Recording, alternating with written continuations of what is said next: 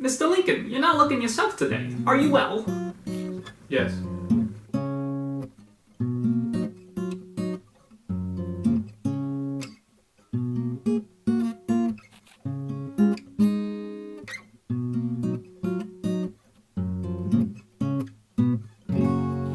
Alrighty, Abraham Lincoln, you will speak next. Folks in the crowd will know him as a lawyer from Illinois who has served on the Senate and House of Representatives. Abraham Lincoln, you will have the next stretch of time to respond to claims raised by your opponents and answer questions that I ask. Good. So, Mr. Lincoln, the people want to know, what is your stance on the equality between the black and white races? Regarding the black and white races, there is a physical difference between the two, which, in my judgment, will probably forever forbid their living together upon the footing of perfect equality.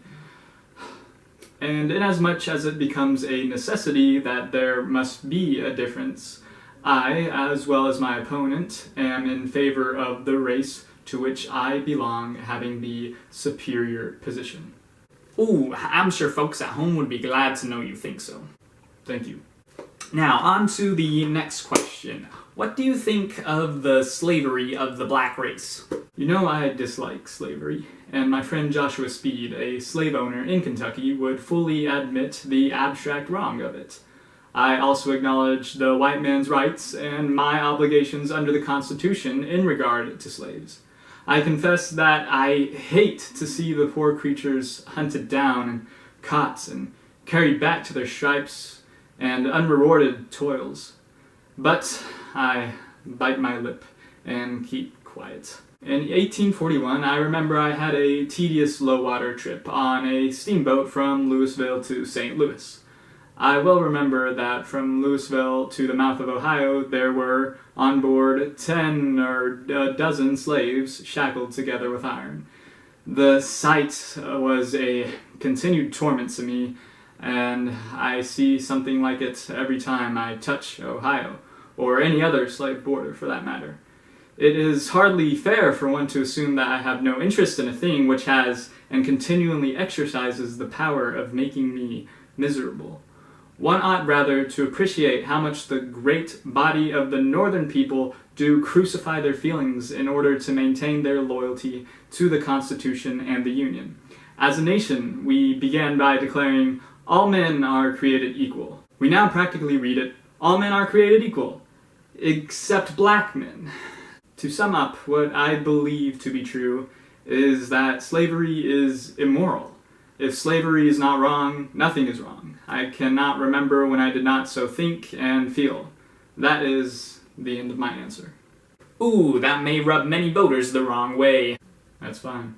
Because you think this way, what would you do about slavery if you were elected into office? I know I have been attacked as an abolitionist, and that is understandable because, as I have just stated, I do not think slavery is moral. However, despite my previous statement, if I were to come into office, I have no purpose, directly or indirectly, to interfere with the institution of slavery in the United States where it exists. I believe I have no lawful right to do so, and I have no inclination to. I have no purpose to introduce political and social equality between the black and white races. But let's just say, as many people are skeptical of you getting rid of the institution of slavery, how might one go about such an undertaking? I hold that, notwithstanding all this, there is no reason in the world why the black man is not entitled to all the natural rights enumerated in the Declaration of Independence. The right of life, liberty, the pursuit of happiness. I hold that he is as much entitled to these as the white man. He is not my equal in many respects, certainly not in color, perhaps not in intellectual and moral endowments, but in the right to eat the bread that his own hand earns without the leave of anybody else.